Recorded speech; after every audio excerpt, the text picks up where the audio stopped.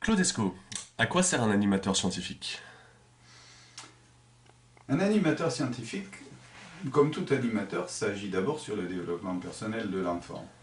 Je vais essayer de dire un peu comment des pratiques d'activité scientifique ont une influence sur le développement personnel de l'enfant. Je dirai après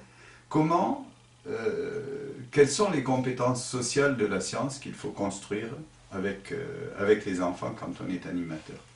Sur la question du développement personnel de l'enfant, la première chose, c'est d'abord de comprendre que la science, ça s'inscrit dans la société, donc c'est forcément référé à des valeurs et à des décisions collectives. La première des valeurs, et celle que nous défendons fortement au sein des Francas, c'est la valeur de l'ouverture à la vie et du plaisir de vivre. Donc, ce qu'il faut construire quand on est animateur, au-delà de la science d'ailleurs, généralement, c'est construire des moyens qui vont permettre à l'enfant d'avoir une vie plus vaste, plus agréable, plus importante. Et que ce que peut particulièrement faire le développement scientifique et l'activité scientifique, c'est le premier élément, apprendre à être curieux.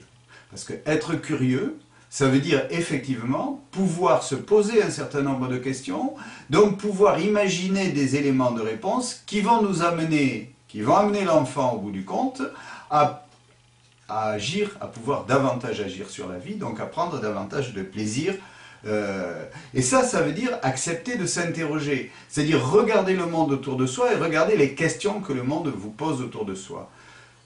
Ça, c'est un deuxième élément qui a trait à la construction de l'estime de soi. Accepter de s'interroger, d'une certaine manière, c'est se dire « je vais être capable de me construire une réponse ». Et donc, le travail sur l'activité scientifique, c'est quelque chose qui peut permettre à l'enfant de comprendre qu'il est capable de se construire des réponses qui sont fiables, et donc se construire de lui-même une estime qui lui permettra de se développer davantage. Ça lui permettra d'acquérir cet esprit critique sur les choses, d'accepter de se remettre en cause, toute une série de choses qui ne sont pas spécifiques à l'activité scientifique, mais que l'activité scientifique peut particulièrement construire. Le deuxième élément qui est très important aussi dans la pratique d'activité scientifique et qu'un animateur doit développer, c'est le statut de l'erreur. C'est de comprendre qu'on ne peut progresser qu'en se trompant. Parce que si je ne me trompe pas, c'est que je savais ce qu'il fallait faire, et c'est donc que j'ai rien appris. On n'apprend qu'en se trompant.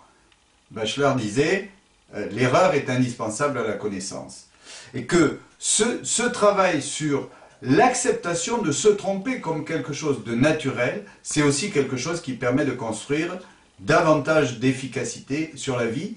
Et quand on est dans des domaines de recherche au plan scientifique, c'est quelque chose qui est important d'arriver à comprendre, et parce que c'est inscrit dans la situation de l'activité scientifique. Voilà ce que je pourrais dire sur le développement personnel. Maintenant, je vais venir sur les aspects des compétences sociales de la science, et donc ce qu'un animateur scientifique devrait construire autour de l'activité qu'il mène, avec les enfants et les jeunes avec lesquels il est, de manière à éviter de mythifier la science, voire même de faire, au bout du compte, du scientisme. Le premier élément, c'est autour de la vérité scientifique. Si on construit ensemble de la vérité scientifique avec des jeunes, c'est-à-dire que si on amène, en reprenant le cheminement général d'une recherche scientifique, j'essaye de comprendre ce qu'on sait, je me pose des questions, j'expérimente, je traduis ces expérimentations par de l'expression avec les autres, et donc ça veut dire que je dois construire aussi des lieux de débat scientifique. Et l'important du débat scientifique, c'est qu'un débat scientifique, ça n'est pas arbitré par le vote, c'est arbitré par l'expérience.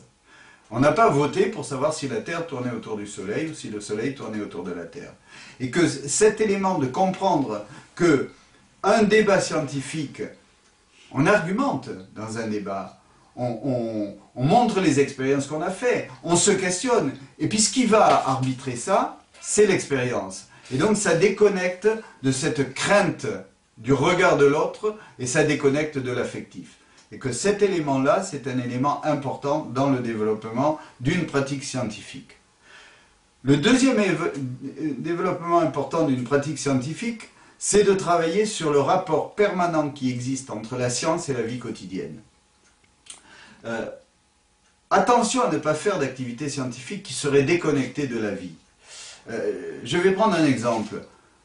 Si je travaille sur la qualité de l'eau, je vais aller, par exemple, il y a une rivière qui passe derrière au fond de la structure de loisirs, je vais aller regarder si c'est la qualité de l'eau dans cette rivière.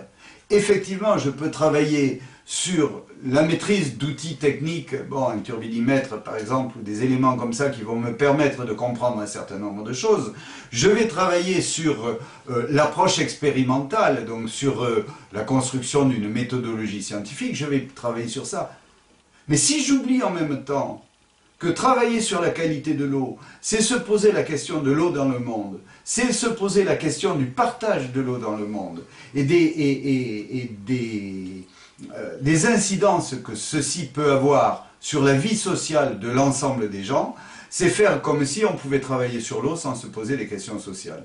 Et que donc, l'élément important qu'un animateur scientifique doit avoir en tête, c'est que ce qu'il fait, ça doit se construire dans l'environnement quotidien et dans la vie quotidienne des gens. Et donc, globalement, ça veut dire, premièrement, inscrire les activités de recherche qu'on a dans la pratique sociale, et dans l'autre sens, partir de la pratique sociale pour voir les questionnements qui se posent. La vie autour de nous ne cesse de nous poser des questions, si on sait regarder ces questions et si on sait les attraper. Et après les attraper de manière scientifique, c'est essayer de mettre en place des démarches qui vont nous permettre de mieux comprendre, à condition que cette compréhension, ces démarches, se traduisent toujours à un moment ou à un autre sur un lieu d'échange et de débat autour des questions que tout ceci peut poser. Et c'est à ce titre-là qu'effectivement, on abordera à la fois le développement personnel de l'enfant sur la curiosité et sur le statut de l'erreur et sur la capacité à se questionner, et la capacité sociale de l'enfant à travailler dans sa construction citoyenne, c'est-à-dire dans son questionnement sur le monde à partir de valeurs.